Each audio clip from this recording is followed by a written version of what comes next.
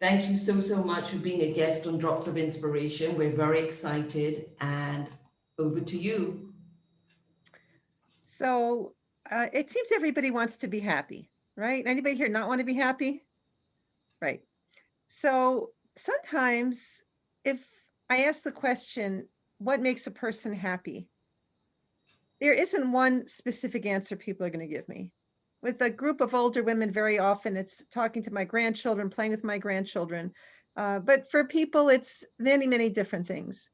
And I think that for certain people, the answer isn't what makes them happy. The answer is, well, if I have such and such in my life, I will be happy. If it's somebody who's single, if I get married, if it's somebody who's married, if I have children, if somebody who's married with kids, if I have a different husband, if I have different kids, if it's somebody who has a job, if I have a different job, I lived in a different community, a different house. Too many people are conditioning their happiness on things that are not happening right now. They're conditioning their happiness on something that may never happen, but in any case, it's not part of their life at the moment. And of course, when people say, I will be happy if, it means they're not happy people. So hopefully, by the time we finish speaking tonight, we'll have some really good tools to use to be happy in the present. And I'd like to give you some background here. The Gemara says that if a person has, let's say, 200 coins, if a person has 100 coins, they want 200. If they have 200, they want 400, right? We have a tendency to not be happy with whatever we have. We always want more of whatever the good things are. And this gets into something I'm going to speak about in a few minutes, but first a commercial. So I want to talk a little bit about the field called positive psychology. Some of you may be very familiar with it and how it developed. So I've been a psychologist for more years than I care to divulge. And when I started in psychology, there were two very famous psychologists who were experts in the field of depression. And I can tell you that roughly from the time of Freud until 1990, psychology was almost entirely about what is wrong with everybody. Everybody has some pathologies. You're neurotic, you're psychotic, you've got a character disorder, you've got a situational disorder. Psychologists were focused on what is wrong. And the idea of pointing things out to people about everything that's wrong didn't make people happy. And one of the preeminent people in the field of depression research was Martin Seligman. By the way, as far as I can recall, everybody in this field is Jewish. Do we have a pattern here? And after many years of being an expert in the field of why is everybody so depressed when they get depressed, what's making people unhappy, what's making people depressed, he'd had it. And he said, I want to find out how people can be happy and what makes people happy. And thus the field of positive psychology was born. And I'm actually going to be drawing today from a lot of the findings of research in the field of positive psychology, but some other areas as well. So one of the things we know is there have been a lot of studies that have shown the same kinds of factors happen with people that are happy. So I'm going to go through a quick list. And interestingly, the first few things on the list are very much part and parcel of Judaism. So let's get started. So one of the things that is a consistent factor in the studies is that people who are happy keep a gratitude journal, or they review things that they feel grateful for.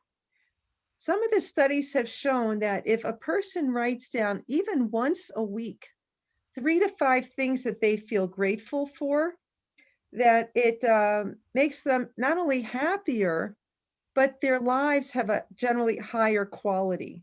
And they're also physically healthier people. So it not just affects them psychologically, it affects them physically. Another one, people who are happy tend to do kind acts for others, whether they're family members or strangers. Sometimes they're kind randomly, sometimes they do them on a consistent basis.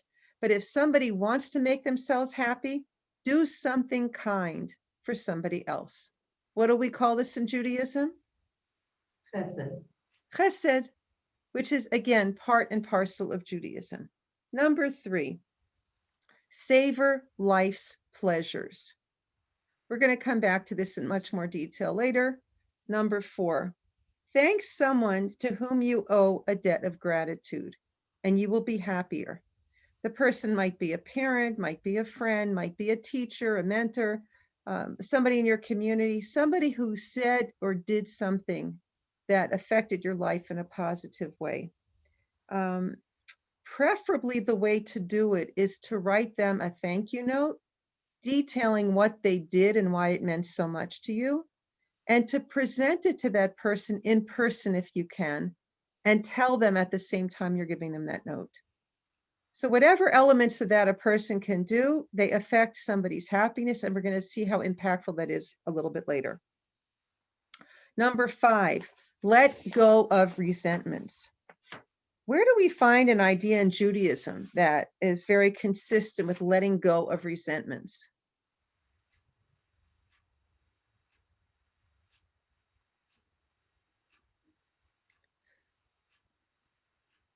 So there's a halacha not to hate your brother in your heart, right? Isn't that fairly similar to letting go of resentment? It's not saying that you shouldn't be upset with people, but it's saying don't keep it inside. Either you tell him in a constructive way or you let it go. Number 6, spend time with loved ones, whether they be family or friends, and people with whom you have strong personal relationships. Being part of a supportive community is one of the most important factors in being a happy person and in living a healthy life and in living longer. And we're going to come back to that also. Number 7, take care of yourself by exercising and getting enough sleep. Laugh and smile. Number 8, do activities that you find meaningful. And number 9, have a positive relationship with God, which of course is what Judaism is all about. So I'm going to go through these different factors that have been related in many, many studies to making people happy and keeping them happy. And we're going to see how some of these things play out. So let's start with something that I observed nearly 40 years ago about what makes people happy or not. So I once went to a Chinese auction, and 2 people won pretty much the same prize. One person was absolutely thrilled. I think it made her month. And the other person was, like it hardly affected her. What was the difference between these 2 people? The person to whom it felt like, was expecting to win first prize. And instead she won 7th prize. And the other person wasn't expecting to win anything. So when she won something, it so far surpassed her expectations that she was elated. So one of the things I learned from this is how important our expectations are. And to put it in Jewish terms, it says in Pirkei Avot something that we're all very familiar with. Ezehu ashir hasamech bechelko. Who is the rich person? The person who's happy with what they have. So we determine our happiness by where we set that bar of what we're expecting from others, from Hashem, and out of life. I want to share a story with you that happened to me many, many years ago, and I still remember it very vividly. I met a man who was a computer programmer, and in those days, they weren't making tons and tons of money. And the way he dressed, he certainly dressed very simply. And he said to me, I am a rich man. And I was very surprised for him to say that. So I said, really? He said, yes. If I have $1 more than I need, I'm rich. If I have $1 less than I need, I'm poor. Today, I'm rich.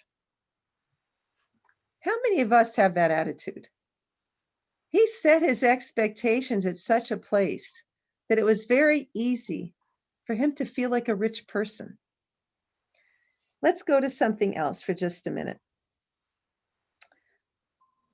I remember when I was living in a very wealthy neighborhood that a wealthy man who was living in a $3 million mansion came to see me for therapy. And before the session was over, he asked me if I would reduce my fee for him. And I looked at him and I said, "Why should I reduce my fee for you?" He said, "Well, you see, the people around me live in $5 million mansions, and they're each making between $600,000 and $2 million a year, and I only make $200,000 a year." I felt terrible for this man. Of course, I didn't give him a fee reduction, but why did I feel terrible for him? Because he's always going to live a life where he unfavorably compares himself to others, guaranteeing a life where he will never be satisfied and happy. Okay, so that just gives you an idea of how flexible the bar can be that we determine where we put. We know that research has told us that how much money people make is not such a big factor in their happiness. The last study I saw for Americans, if people make more than $50,000 a year, it does not increase their happiness. If they make less than $50,000 a year, it diminishes it a little bit for many people. What's fascinating is in Israel, we are the 12th happiest country in the world. Most Israelis are not wealthy people. And the funny thing is the poorest sector here, which are what they call the ultra-Orthodox in the studies, are the happiest group of Israelis. Isn't that fascinating? And I'll tell you one other little tidbit that isn't really relating to happiness. But the last time I looked it up, the town in Israel that had the highest longevity was Bnei Brak.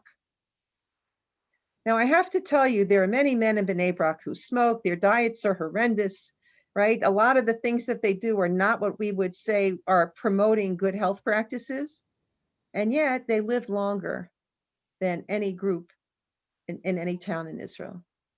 And some of the things I just mentioned, we believe are responsible, despite all the bad things that they do with the smoking and the eating, for their longevity.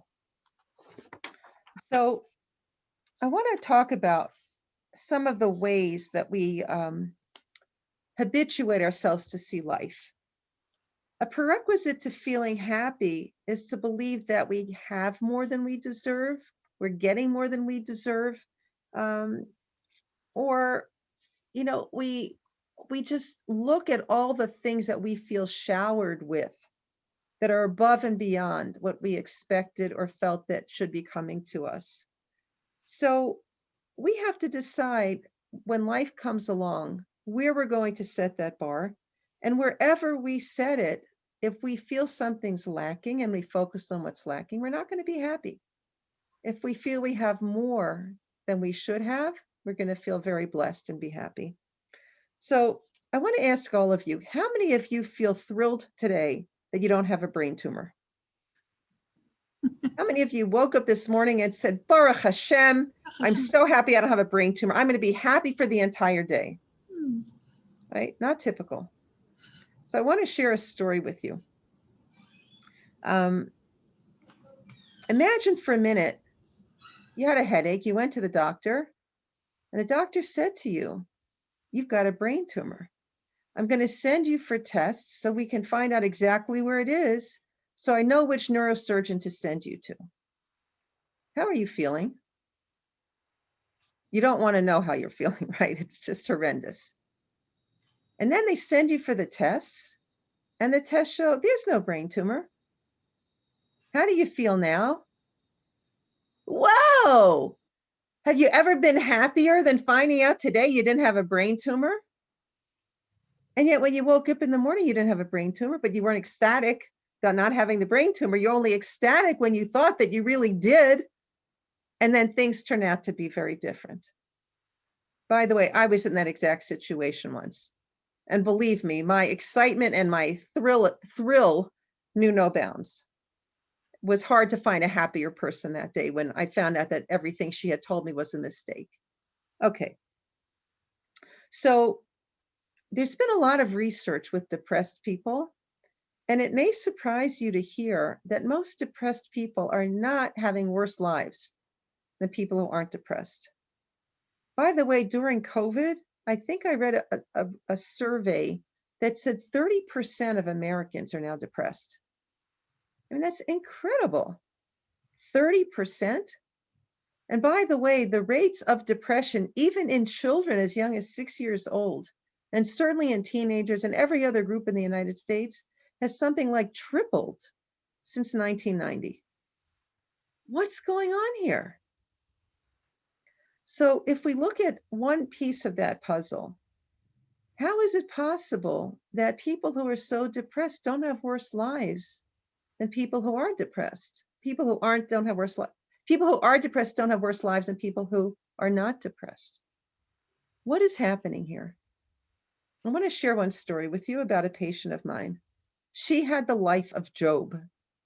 When she was in her early 20s, she was engaged to a wonderful man. He died of leukemia. A few years later, she had a fabulous job. She was diagnosed with an extraordinarily rare and extraordinarily painful muscle disease. She lost her job. She lost her income. She was taking painkillers like that would kill a horse, and it wasn't taking away her pain. She had 60 hospitalizations when I was still living in New York. Okay, I mean, who wants a life like this? Both of her parents' house burned down, and both of her parents died within a year. What a life. This woman was one of the funniest people I've ever met. In fact, I once said to her, "You should be a stand-up comedian." She said, "I was before I got sick." She had the most incredible sense of humor. She knew how terrible her situation was, and she chose to see the glass, I won't even say half full. She chose to see, I've got the most amazing friends. I had the right insurance company before I was diagnosed. I had a hospitalization. I was only there for 5 days instead of 10 days. Anything that happened to her, she had the ability to focus on that kernel of what was positive. Okay. I want to talk about how life-changing it can be to decide that what we believe about our life and what we choose to focus on is really in our control.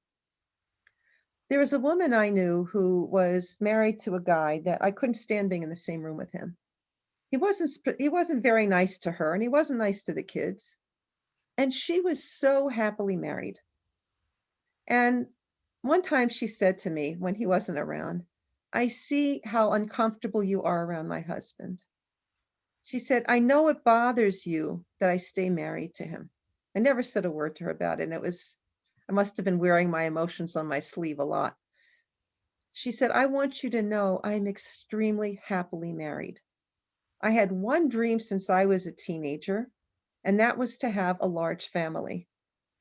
And he gave me that. He gave me many children. He wasn't a good provider, by the way. And as I said, he wasn't a good father. All she cared about was that he enabled her to fulfill the biggest dream she ever had. And she didn't look at anything else.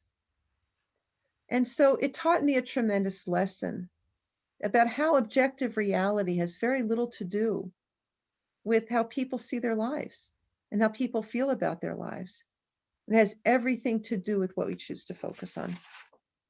So I remember when I was doing my internship at a VA clinic, there were a lot of Italian American and Irish American men, blue collar workers mostly, and their wives were happily married. And one of the interns decided, this was the days of intense feminism in the United States, to bring the wives into treatment and tell them how terrible their husbands were and that they deserve better. What do you think happened to these marriages? These happy wives became miserable. And there was no one doing it. Because at the moment that somebody said, "You know what, you deserve better," and they bought into it, their husbands never changed. All that changed was their perspective about not just looking for a man who would be a good provider, but looking for a man that was never going to provide all the things that the intern told them that they should be worthy of. Okay, another thing I want to mention here is that sometimes people think if they only figuratively or literally won the lottery, they had a lot of money, they would be happy. Well, there have been studies of lottery winners, more than one. And the surprise here is that, what do you think happens to lottery winners after they win? They get divorced. They are very happy for the next 6 months. And what happens after 6 months is they've upped the bar. Once you raise the bar, very little can overwhelm that bar anymore, because now your expectations are so high, you're not going to win the lottery a second time. Although I know somebody who did, and they were really miserable after they did. So what happens is people, when they have good fortune, raise their bar so that they acclimate to the good fortune. And then the game starts all over again from wherever they raise the bar. And so with lottery winners, they were very happy for 6 months. And after that, they were less happy having won the lottery than they had been before they won the lottery in most cases. So it's a very important idea to understand how much we set wherever that bar is.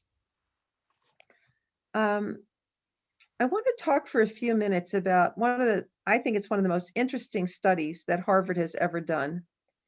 Are any of you familiar with the 90-year study that has been going on at Harvard with 3,000 men? So I'm going to tell you a little bit about it. So 90 years ago, somebody at Harvard wanted to figure out what is the key to happiness in life and longevity and satisfaction with life. So they did a whole bunch of different factors in the story, but what they really were doing was they were comparing blue-collar workers from Boston with people like George Bush, who came from privileged homes. They had an Ivy League education. They had a lot of money. They had all kinds of vocational options. The world was their oyster. And they wanted to see who was happier, who was more satisfied with life, who were healthier, who lived longer. Anybody want to guess what they found? What were the key factors in people's longevity and how happy they were? Their relationships. Absolutely. Absolutely. The socioeconomic status meant absolutely nothing. The quality of their relationships was the most important determinant by many, many, many times. And it didn't necessarily mean that they were happily married. But what it did mean is if they were married to somebody who they knew was a stable base for them, they would always be there, even if they bickered, right? There was a certain comfort in that stability, as well as if somebody wasn't married, they had a very supportive community they were part of. It could be a church, it could be a social community, but those relationships bespoke the most important aspects of what determined their longevity, their medical health, and their emotional health. Isn't it interesting that in Judaism, we have so much that's built into the system to encourage marriage, to encourage family, to get together for Shabbatot and holidays, and so many community functions and so many life cycle functions that we share with other people around us. COVID has been absolutely devastating to so many people because of the social isolation that it has brought in its wake. And for those people who have any control over the social interactions that they're having, it's really, really important, if you want to be happy, to maintain social relationships, whether with friends, whether with family, whether with neighbors, whoever it could be, that could be someone that you can have a good relationship with. That is one of the most potent factors that we have in longevity and in happiness.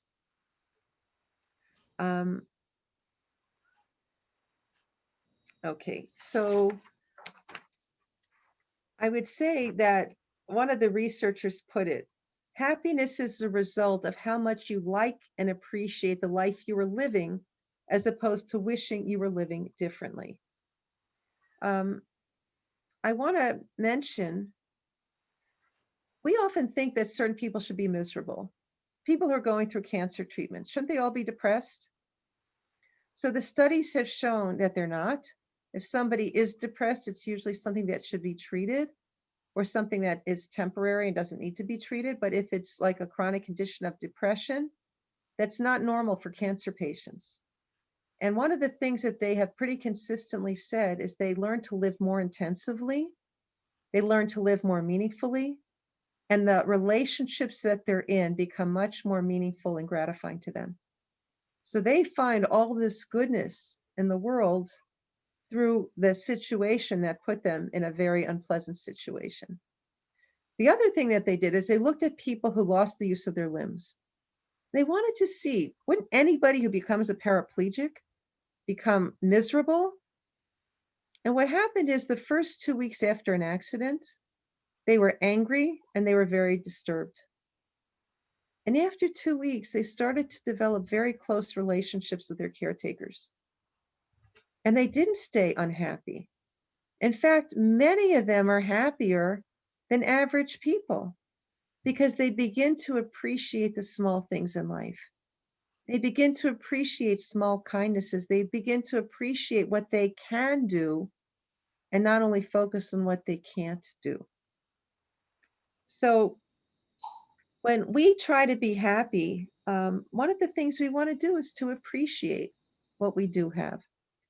So when I mentioned before, we talked about a gratitude list. Judaism has a built-in gratitude list. What do we call it?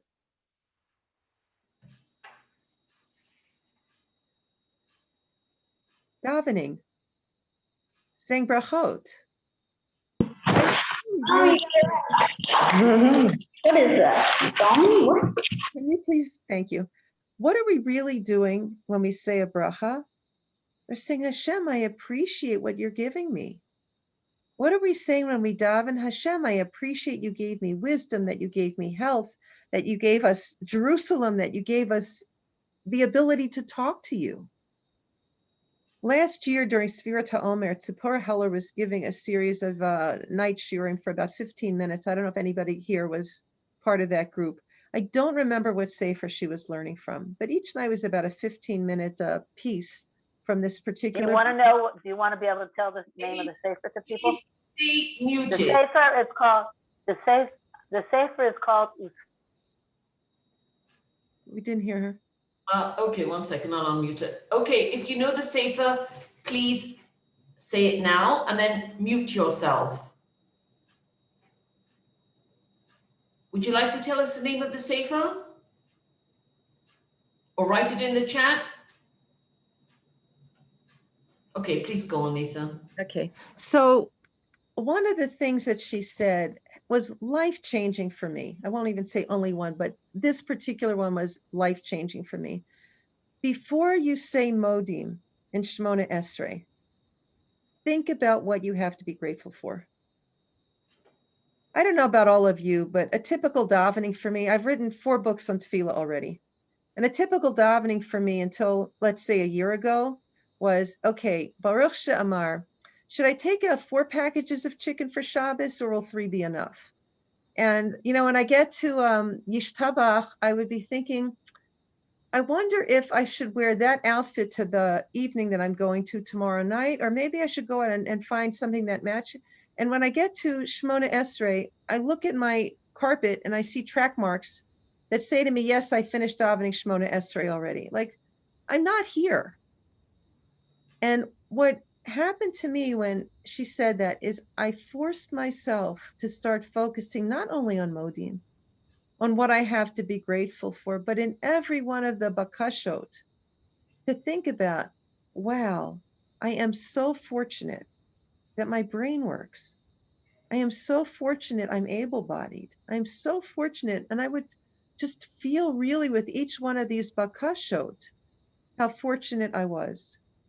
Now, I'll just give you a little background. I have spent the better part of the last almost 3 months in the hospital helping a person who had a massive stroke. And every day when I go there and every day when I come back, I say, Baruch Hashem, I can speak. Baruch Hashem, I can think. Baruch Hashem, if I push my hand, it actually holds a pencil or a pen, or I can type on my computer keyboard. And if I want to go to the bathroom, I can actually get there and do what I need to do. There are so many things that we continually take for granted. One of the things that I also appreciate is I can enjoy the taste of food. I can swallow. I mean, every little thing we take for granted on a regular basis. Now, when I get to Modim, almost invariably, I stop and I think about, I don't know about how many of you are in Israel, how many of you are elsewhere. I try to go very early to the kotel, and it's been very, very cold here the last few days. I think, how grateful am I? I have warm clothes and a warm house to be in. Not everybody has that. And it can't be something that you just give lip service to. When you make up your gratitude list, whether you're saying something in Shemona Esrei, or you're saying something in your davening, or before you go to sleep at night, you say, Hashem, thank you for that smile I saw on my grandson's face today. Hashem, thank you for that delicious food you gave me today. Hashem, thank you so much for giving me beautiful flowers in my backyard. Whatever it is that you feel grateful for, it has to be sincere. You can't just give it lip service. What some people might do is something like, Baruch Hashem, thank you for my 5 children. I only wish that one would get married. Or Baruch Hashem, thank you for the wonderful husband I have. Why can't he be like her husband? Or Baruch Hashem, thank you for this wonderful job. But you know what? My boss hasn't been so nice to me lately. We don't want to qualify whatever we're saying we're grateful for with something that really reduces it to something we're not grateful for. So think about things that you can really be grateful for. And I recommend to people that it's not always the same things. Every day there should be something that you can feel grateful for that you weren't grateful for yesterday. And so that to me has been so incredibly impactful, that before Modim, whatever I'm thinking about that I really feel grateful for, I think, thank you, Hashem. That was a free gift from you. That was something I didn't deserve. Not everybody has that. Not everybody can do that. And it has made me feel so much happier. I gave this talk for the first time. I was on a trip with my brothers. It was supposed to be a hiking trip in New England for 3 weeks. The night before at midnight, I broke my toe. I was in the hospital till 2:30 in the morning. I left on a plane a few hours later, and I fly to Boston with a painfully throbbing foot. Okay, now, what would my first inclination be? My trip is ruined. What did I choose to do instead? I said, Baruch Hashem, I can spend 3 weeks with my brothers. Baruch Hashem, I can be in beautiful places. Typically when I go to America, the first thing I do when I get myself settled in is I find a place where I can buy blueberries. Blueberries to me are like one of God's signs, I love you. For other people, it's chocolate. For me, it's blueberries. Okay? Just the spring fruits that we have. Now we're getting all kinds of fruits here in Israel. I don't know, in America, you get them all year round. You may not appreciate them in the same way. But it's just such a wonderful gift that Hashem gives us when we look at these little things in our lives and just savor them, which is going to take me to the next thing. By the way, it's not just for me, it's not just about Hashem, you gave me this, Hashem, you gave me that. One of the things I often feel grateful for is Hashem gave me a meaningful life. How many people in the world can say that? Every day I feel grateful. Hashem gave me a meaningful life. Many days I can say, Hashem, thank you that you gave me the chance to make other people's lives better. So think about what you individually can come up with. I'm going to come back to this later. The next thing I want to speak about is, how do we live life consciously? Everybody close their eyes for just a moment. Do you know what you're wearing?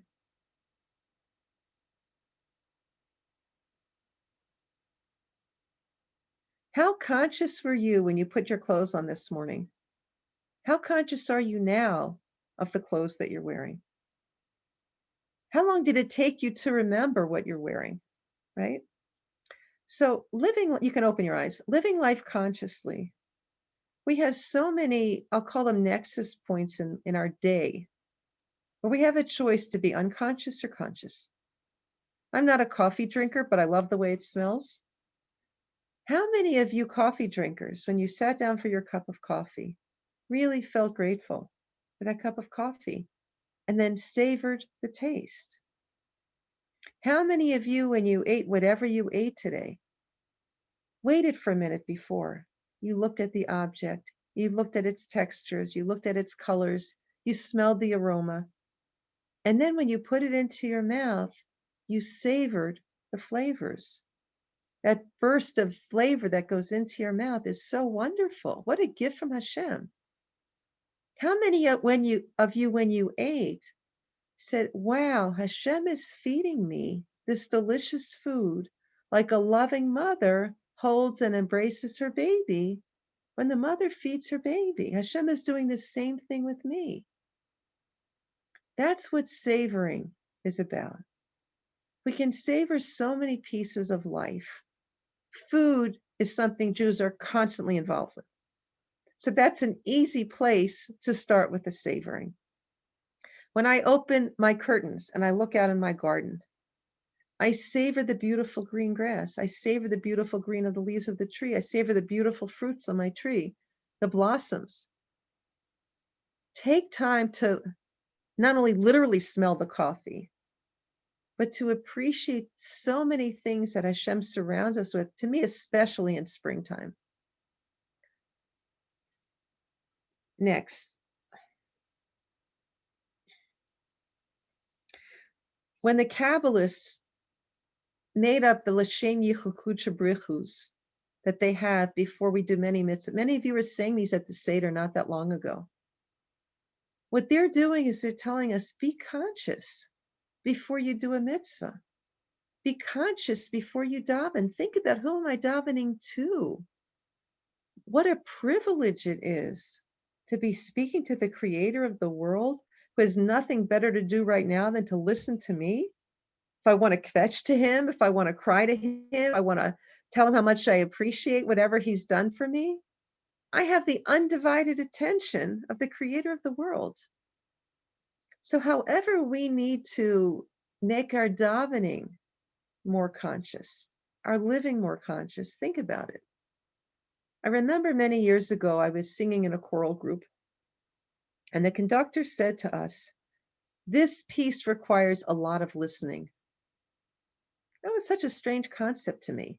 You hear a piece of music, you like it, you don't like it. I began to understand that when you take the same thing that you've heard many times and you really listen to it carefully, you begin to appreciate new nuances. You begin to appreciate new meanings. That's the way it is with our families. That's the way it is with ourselves. That's the way it is with the lives around us. And we're going to come back to an aspect of that in a few minutes. So Henry David Thoreau put the idea of savoring life so beautifully. He said, I went to the woods because I wished to live deliberately, to front only the essential facts of life and see if I could not learn what it had to teach, and not, when I came to die, discover that I had not lived. I did not wish to live what was not life. Living is so dear. I'm going to skip. I wanted to live deep and suck out all the marrow of life. Right? What an amazing way of describing how we look at the world, to suck out all the marrow of life. So when we're eating bread on Friday night, when we're making Kiddush on Friday night, how many of us take the time to really feel the Shekhinah being there with us? How happy are you going to be if you really feel Hashem is at your table with you? When you eat that bread, that he's giving you the most delicious challah, and he's hosting this meal. So when we take a step back to live consciously, we really can suck all the marrow out of life.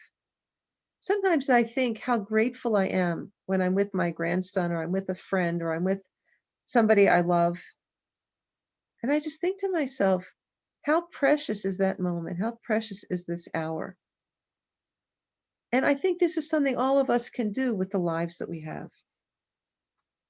So one of the exercises we can all do is take a piece of food. And go through the exercise I just described. Notice what it looks like. Notice what it smells like. Notice what it tastes like. And feel the giver of that piece of food embracing you.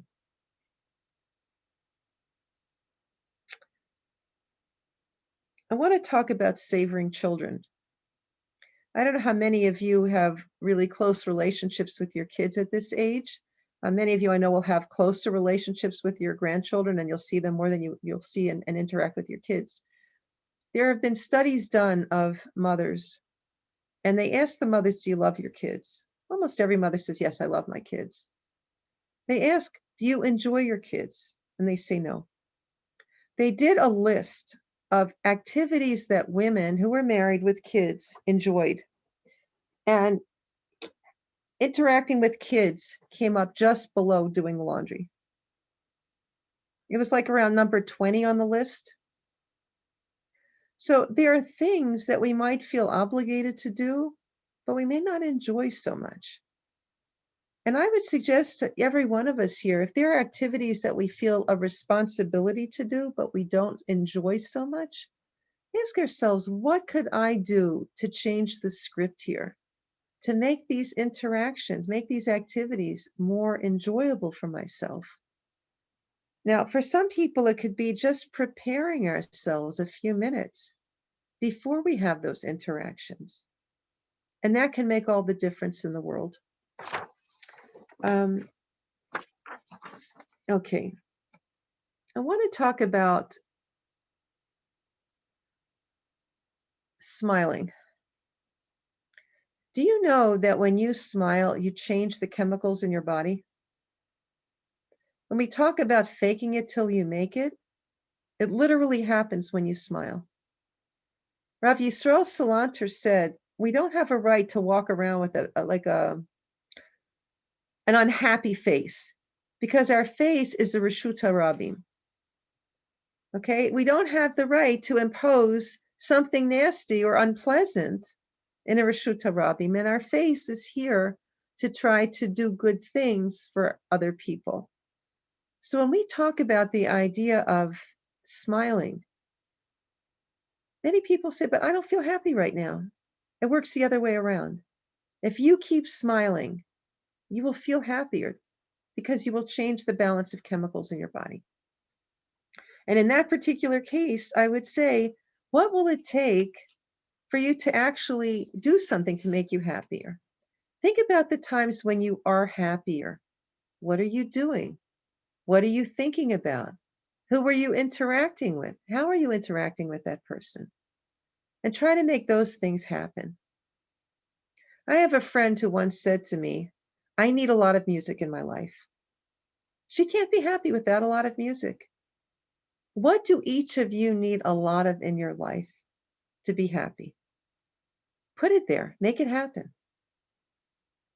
Norman Cousins wrote a book a long time ago about the importance of laughing. He would watch funny movies and read comedy books for several hours a day. It not only changed how he felt emotionally, but it gave his immune system such a boost that he walked away perfectly healthy from what was supposed to be a fatal disease.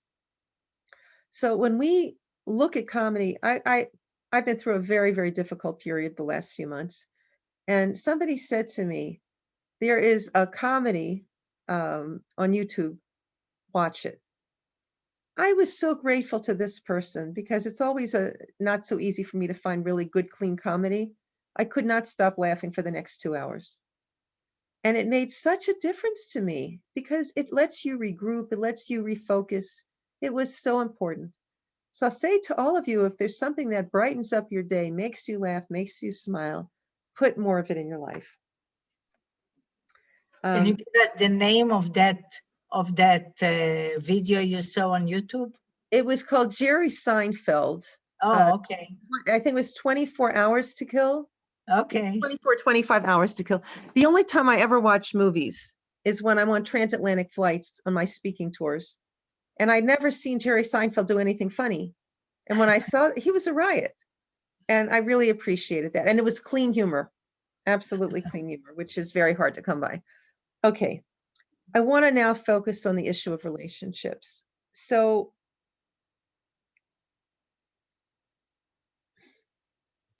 when I lived in America, I got a phone call one day from a lady in my community, and she told me about women who were caretakers for their husbands 24/7 in that community. And she asked me if I would visit one of them once a week on Sunday so this woman could have a normal conversation with a healthy person. Imagine how many people are out there taking care of somebody so many hours a day, so many hours a week, so many hours a month. And they are so yearning to be able to have a normal relationship with somebody. If you don't have such a system in your neighborhood or your community, I highly recommend it. There's somebody here who, if anybody wants a visit, even during Corona, she would have people making phone calls to these people, with the WhatsApps and the Zoom calls and all this kind of stuff. Think about people in your community who might benefit from creating connections with them. Even if you can't invite them to your house for a Shabbos meal, everybody can make a phone call. Everybody can make a connection in some other way. And it is so important and so meaningful to people. The last thing I'm going to speak about, I think, is doing kind deeds. Now, obviously, that's part and parcel of Judaism, as Gemilat Chesed. So there is a story about a very, very depressed young woman who literally could not get out of bed. And the people around her had tried everything possible, taken her to psychiatrists, psychologists, nothing worked. This woman was, 17, I think. And somebody went to the Lubavitcher Rebbe and told him that this woman, they tried everything, nothing worked. He said, have her do chesed. They said, you don't understand. She can't get out of bed. The Rebbe said, have her do chesed. When we do chesed, it does so many things for our self-esteem. It does so many things for our emotional state.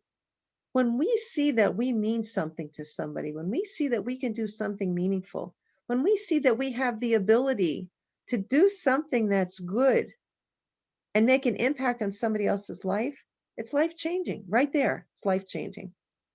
And this is one of the things that research has found makes people happy, is when we do deeds of kindness for others. So I want to share a little story with you. I don't know that there's people of this age bracket here, but a friend of mine who's a teacher here asked one of her students, what are you doing this week? She said, it's my birthday. And the teacher said, so what are you going to do for your birthday? She said, I told my mother I want to get together with her for an afternoon, no computers, no phones, undivided attention. How rare is that these days? Chesed can be just giving someone eye-to-eye contact, a hug, words without being disrupted, right? Interrupted. Another student she had said to her, do you know how teenagers spell love? Time.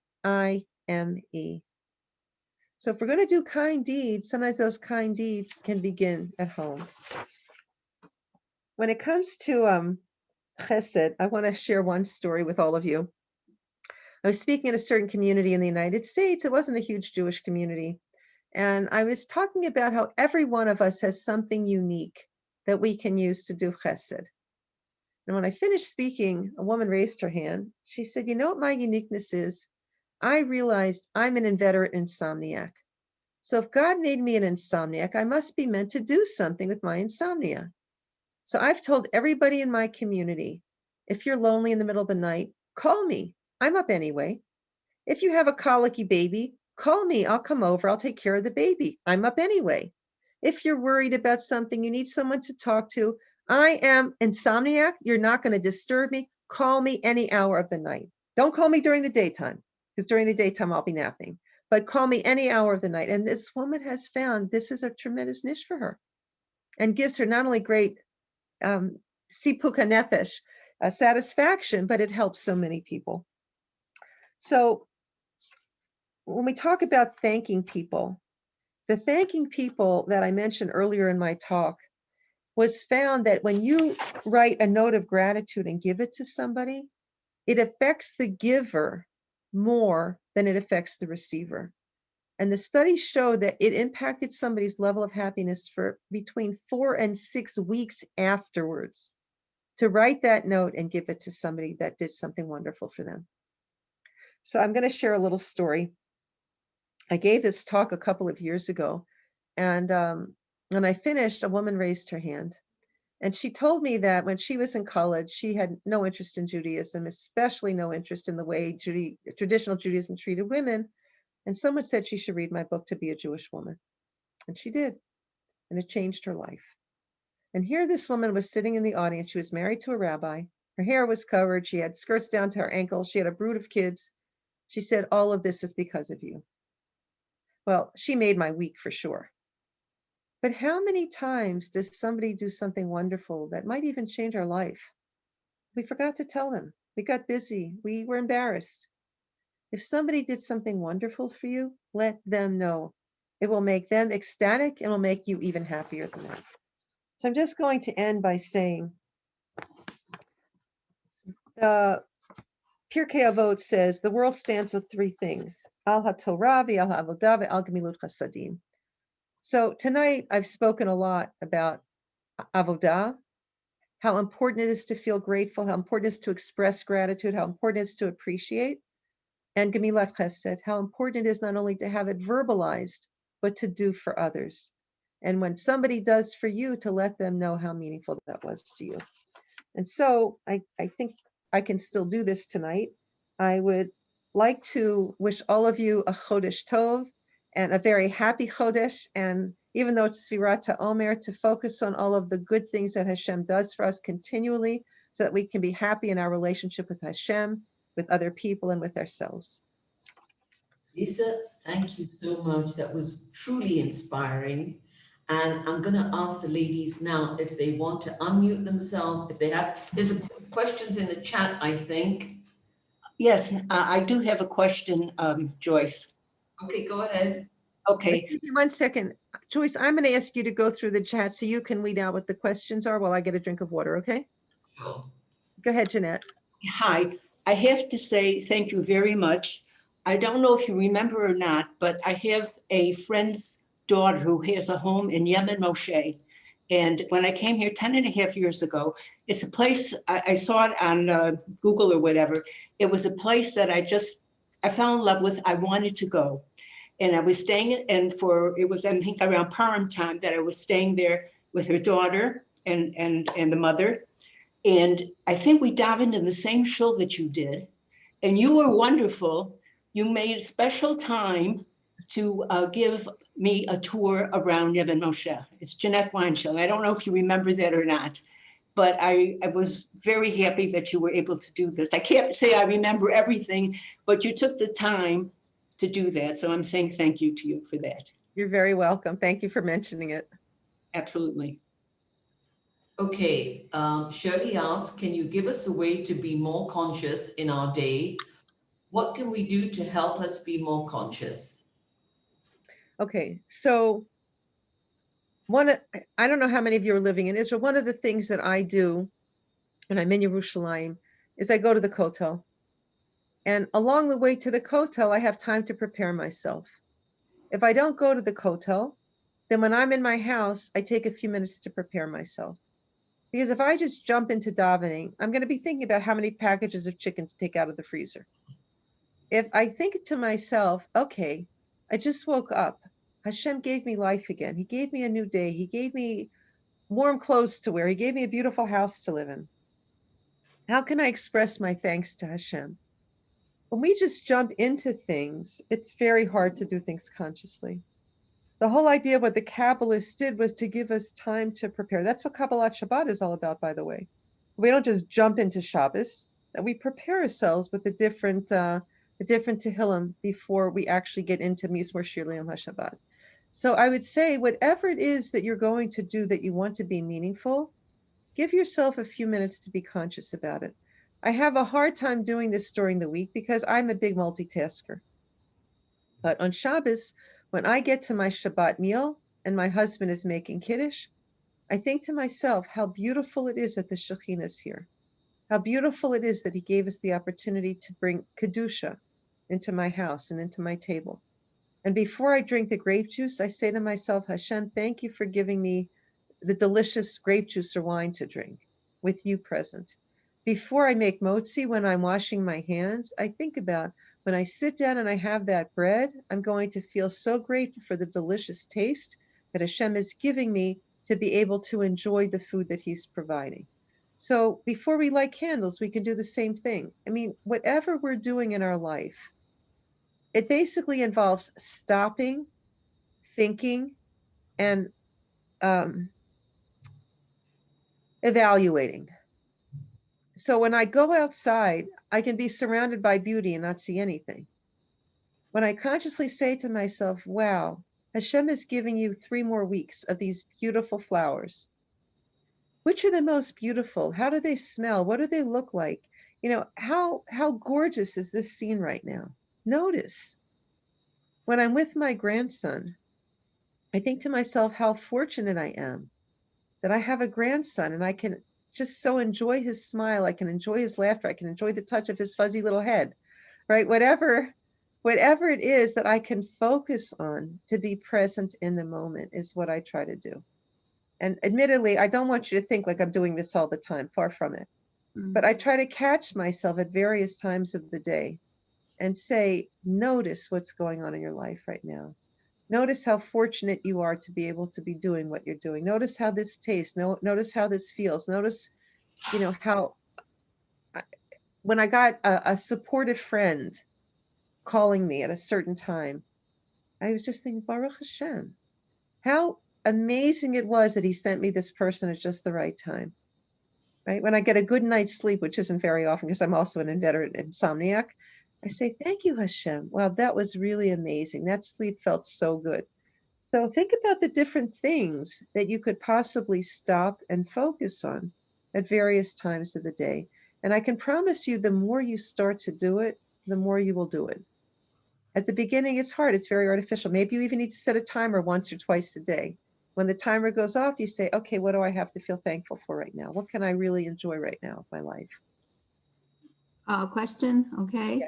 Because I'm the one kind of that asked you that, but you were mentioning that, you know, like what were you even wearing today? Now, today I happen to know what I was wearing because I spent the time, because I was going someplace to get dressed. But a lot of times I'll just wear a black shirt and a black skirt and hey, I'm done, you know? So like, what's the big deal? But you were talking about being conscious about it. Like, how do you apparently have been training yourself to be conscious for a very long time. Okay, so then you finally said that set yourself a timer. But even when you set yourself a timer, what are you conscious about? It's like the timer went off, so now what? So it depends where I am and what's happening. Let's say I'm sitting at my computer and the timer goes off. What do I have to feel grateful for at that moment that I'm sitting at my computer? So you're saying to train yourself to be grateful, that's also training you to be conscious? It's not necessarily training you to be conscious, because that, where does that translate into what I'm wearing? Or where does that translate into what I'm doing? Or making that bracha that you make absentmindedly, you know, even though you're holding the fruit in your hand, you still say Baruch Hu, you know, like, you know what I mean? It's like So how do what I you would say get is if yourself I'm at a that computer, mindset? and the alarm goes off, being conscious is what is happening in me and around me right now. I'm wearing clothes. Isn't it nice that Hashem gave me comfortable clothes to wear? That's being conscious. It's not muvan me'elav. Not everybody has good clothes to wear. Isn't it wonderful that I have the ability to work on a computer? Wow, that's a tremendous gift. I remember when I was busy typing on typewriters.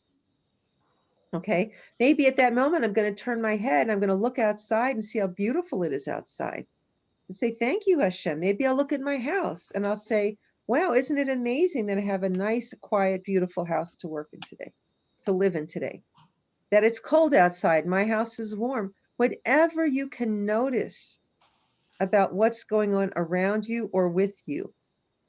Some days I'll say to myself, wow, what a bracha it is that I can use my hands and I can type what I want to say on the computer. I just came from the hospital where people were not able to do that.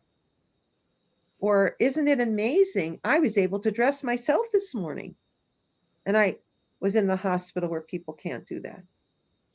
Or I can see my computer screen. How many people can't even see that? Right? Whatever it is, think about, what can I feel grateful for and tune into at this moment? I'll tell you something else. Like, almost nobody is conscious of their body until it doesn't work. Okay. So sometimes I think to myself, can I focus on somebody that I know who doesn't have this ability, and how grateful I should be that I do have this ability? All right, just small things. It doesn't have to be anything big. I was so busy with some of the things I've been involved with lately that literally I had like no food to eat in the house. I think it was 2 days ago. How grateful I felt when I went to the shuk and I bought food and I came home and I had food to eat. I mean, how often do we literally run out of food in our houses? It doesn't happen that much. It was a combination of after Pesach, and I had to take care of some people, and it just happened that way. But really, really, to be in a situation where we feel grateful. I'll tell you something. I love to hike. And one of the things I feel very grateful for when I hike is water. I mean, how often do we appreciate that we can have a drink of water? When I go outside and I ran out of water after I finished hiking and I came home and I fill up my water bottle, I take a really nice drink of water. Boy, do I appreciate that. That is so conscious. So sometimes just noticing the difference between what we have and what we didn't have, or what we shouldn't necessarily have, is one way of making ourselves conscious and feeling that gratitude. Okay? Any more questions? Joyce, it's Pessy Chesner. Can you hear me? Yeah. Okay. First of all, Lisa, I want to say that I don't think you remember, but about 39 years ago, one of the first times you came to London, you actually stayed with us. We had the Actually, pleasure of Pessy, I yourself do and your remember. husband. And I Oh, you kept looking at your name and I kept thinking, I know this lady from somewhere. Where do I know her from? That's so funny. Okay, I'm really gratified that you remember. Amazing. We had a wonderful, wonderful Shabbos with yourself and your husband at the time, I remember. Thank you. In any case, you've come a long way since then. And I wanted to say that I'm grateful to you for bringing this up, because depending on your personality, unless you're a very positive personality, it's so easy to lose yourself in the negativity or in the busyness of everything you're doing. And I love the idea of setting yourself an alarm, let's say once an hour or once every 2 hours, so that you can stop and focus and be mindful and conscious that you have to be positive at that point. And just like you said with the smile, when you smile, you make yourself happy. When you're positive, you'll make yourself positive, and you'll realize what you have to be grateful for. And that is, I think, part of our purpose here, is to be grateful for everything that we have. I'm definitely not that kind of person. I'm a very often negative and very critical, but with every situation, you can find the negative and you can find the positive. And therefore, thank you for pointing it out to us. And I'm going to try, B'ezras Hashem, to do that. Pessy, you made a very important point that I just want to speak about for 2 minutes. And that is that temperamentally, some people are very happy and some people are very grumpy. It really is that. And Martin Seligman himself said, by nature, he's a grump. Okay. The man who started positive psychology. Nevertheless, like my husband is always cheerful, always cheerful. He's amazing. I mean, no matter what's going on, he's always got a smile on his face. I am so the opposite. And one of the things that I would say is, I'm never going to be him, right? But when I use certain techniques, it certainly brings me up from, let's say, a 0 to a 50 or a 60. He might be 100. I'm never going to get to be 100, but I can certainly get myself much higher up the scale by doing some of the things that I spoke about today. And when I mentioned about Modim, for example, it really turned my life around. When I think about, the people I've been helping in the hospital, and, how I'm not in that situation, thank God, a million times. It just makes a huge difference in my life. May I ask a question? Yes. First of all, the share was more almost like an Elul share, Rosh Chodesh Elul, not Rosh Chodesh Iyar. It was so chock full. Thank you. I wanted to know, it's a little bit tangential to what a little bit to what you spoke about. But you spoke about gratitude for the interaction and enjoying one's children. For those of us, and I assume a lot of people on this line definition are retired. The irony is now that we have the time, but during our childbearing years and child rearing years, we just didn't have the time to enjoy them because we were so busy raising them. And now our children are busy raising their children, and they don't necessarily have time to come to have, coffee time with mom or whatever. Can you suggest some ways that one might interact with their wonderful adult children who they have a wonderful relationship with, but they just did not have the time to have those bonding, wonderful experiences years back? So the first thing I would say is you take what you can get, right? You can't create a situation that doesn't exist. So let's not try to create something that's totally unrealistic. If your daughter, let's say, has 5 minutes a day that she can do something with herself for herself, and you say, can we make 5 minutes a week for us to have a phone call? That might be something realistic. Not even to go out to coffee, because she won't have time to go out to coffee. She's in the house. Number two, if you can do things to make her life easier, to release some of her time to spend with her, that's also very important. If you can help her with some of the cooking, with some of the cleaning, with some of the childcare. One of the things that I find, and I've said this so many times over the years, mothers of young kids, meltdown time pretty universally is between 4 and 6 every day, right? 4 o'clock in the afternoon to 6 o'clock at night is a very, very difficult time for most mothers. If a grandparent can go over at some time during those hours especially and make things easier, maybe you'll find 5 or 10 minutes that your daughter is just like trying to relax or do something, and maybe she's making dinner in the kitchen and you can chat with her over her food making in the kitchen while you're taking care of the children. But it will take a bit of creativity. I know that for some people, it depends on people's financial situation, but sometimes grandparent will invite family out to a hotel for a weekend, or for a Shabbaton for a weekend, or will invite the kids and the grandchildren to their house for a weekend, or at least for Shabbat. So depending upon what your opportunities are, a lot of times you have to be creative in thinking about, where can I make space and time for this child to interact with me in a way that she will feel that it's meaningful time. And it may not be exactly the way you want. It may be, like, I know some people that will have what I call parallel play, right? That the child is so exhausted raising the kid, she doesn't have a lot of interest in talking, but she's happy to be side by side with her mother. Let's say in a shul or in a setting where she's doing her thing and the mother's doing her thing, the grandmother's doing her thing. So think about how you can intersect with your child's life or your children's lives in a way that may be very different than what you had hoped to do 40 years ago, but can still be something that could be special for the two of you now. And do you have contact information, Lisa, that you can share with us? Contact for me? Yeah, wait, that we can contact you if we wanted to. Yes. Are you in Israel? No, I'm not, unfortunately. Okay, I'm a technology idiot, so I don't know how to put this number into WhatsApp, but I'll give you a phone number, and I'll give you, I'll give you my what do you call it? My email. I'll give you my email, and you can contact me by email, and after that you can I can give you my phone number. My email is Lisa Aiken, LisaAiken at ymail, that's YMAIL, like Gmail, but with the letter Y.com. And in case anybody's curious, I do long distance Zooms, I do therapy over Zoom, I do consultations over Zoom, I do supervision over Zoom. So if anybody is interested in doing that kind of work together, whether it's spiritual work, psychological work, emotional work, I'm theoretically available. One last thing, Lisa, I can see why your husband is perpetually happy being married to such an Aisha Chayil. Thanks again. Thank you. Oh, lovely thing. Can I just say something? Yes. Just 1 second, Sherry. Put your email in the chat for anybody that's interested. The email is now in the chat. Thank you, Sherry. Go ahead.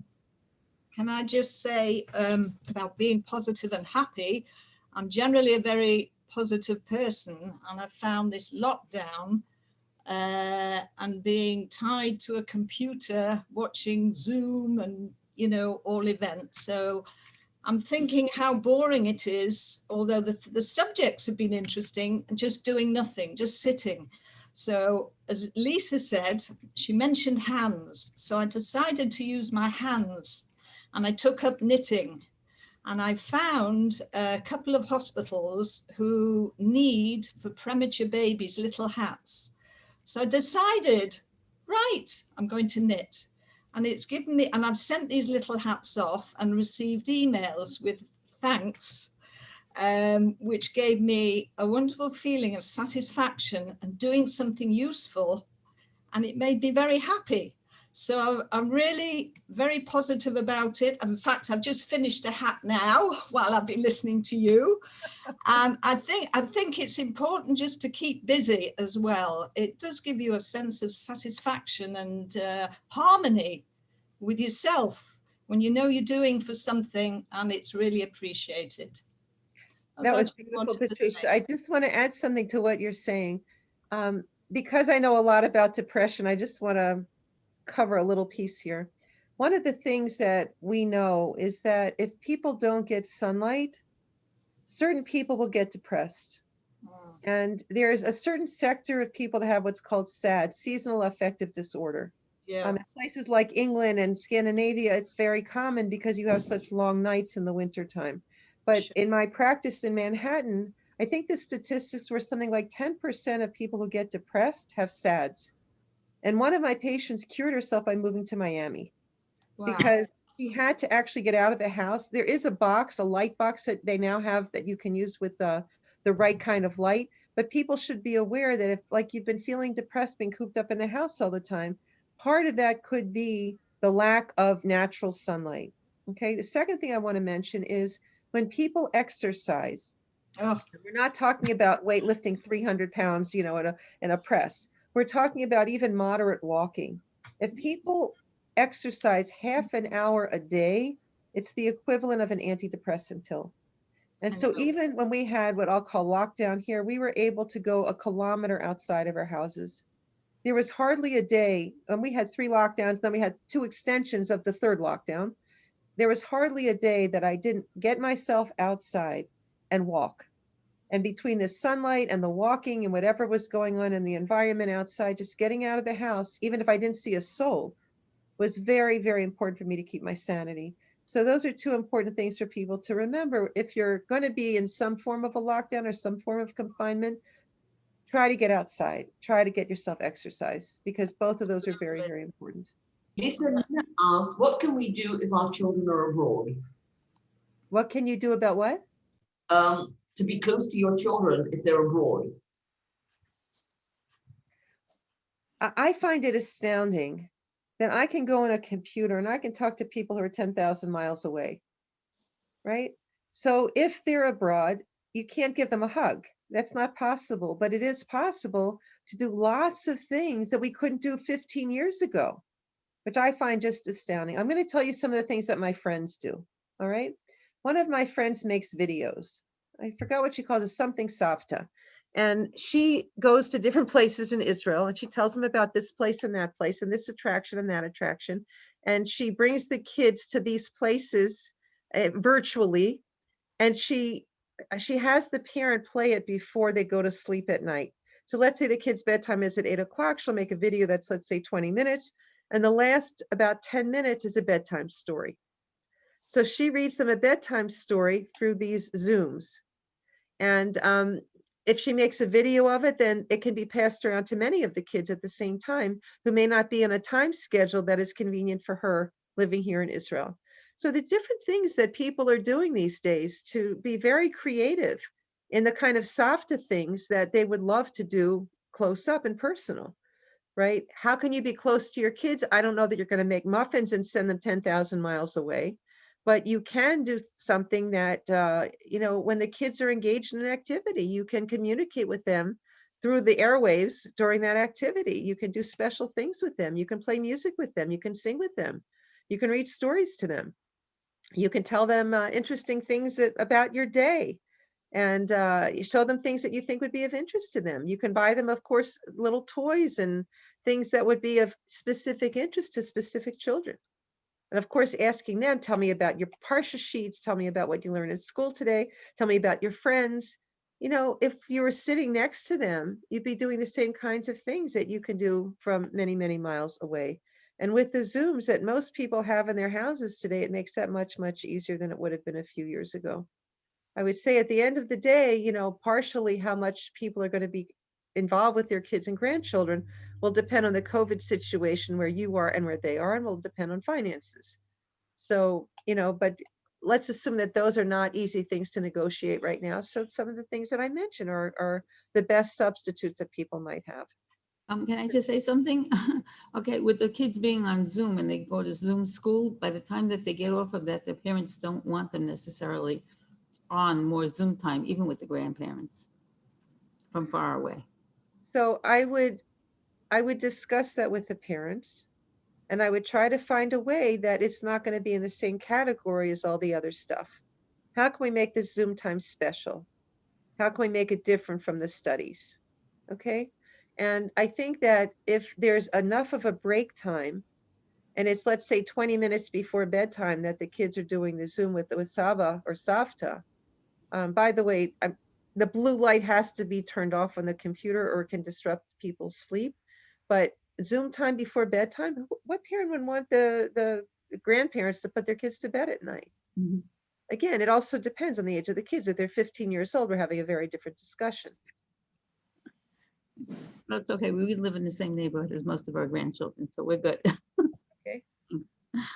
Anybody else? So I just want to thank Francis again and Joyce for arranging for me to speak to all of you today. And it was lovely meeting all of you. Have a great ER. Wonderful. Thank you, Lisa. Really appreciate it. Thank you. Thank you so much. Take care. Be well. Ladies and gentlemen, I did mention at the beginning that next week, Amit Hashem will be doing an interview with Rebbitzin Rabashkin. We had Rabbi Rabashkin on, and we will be doing an interview with the Rebbitzin to hear from her perspective what it was like while her husband was in prison. Very So, nice. thank you all next week. Thank you so much. Lisa, thank you. It's truly very inspiring. Thank you very much. It was very Joyce, It's a good Joyce, practice. can I ask you a question, please? I think she left, no? Joyce left. No, not Joyce, Lisa. It's gone. I want Joyce. She Yeah. had a doctor on about a couple of months ago regarding when the virus, and he suggested certain medications to take for long-term. Wasn't me. No, there was a doctor on from Beit Shemesh from South Africa. On drop? Yes, on drop. Dr. Dinner. Dr. Dinner. I don't think he did. That was many, many, many months ago. I know. Do you have his phone number, please?